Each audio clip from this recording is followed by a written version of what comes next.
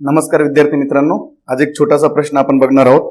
चालू वर्षी मुंबई पोलीस भरतीसाठी विचारलेला हा एक प्रश्न होता मराठी व्याकरणाचा. त्यात पुस्तके या शब्दाची विभक्ती विचारलेली होती, परंतु बऱ्याच मुलांनी घाईने पुस्तके पुस्तकला ए प्रत्यय समजून तो ने एशी तृतीयाचा ए समजून तृतीया विभक्ती दिली, परंतु नाही.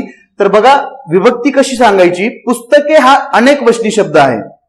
अनेक वचनी शब्दाची विभक्ती सांगताना सगळ्यात पहिले त्याला एक वचनीमध्ये रूपांतर करा. पुस्तकेचं एक वचन होतं पुस्तक, मग पुस्तक या शब्दाला कुठलाच प्रत्यय लागलेला नाही, म्हणजेच त्याची विभक्ती झाली प्रथमा.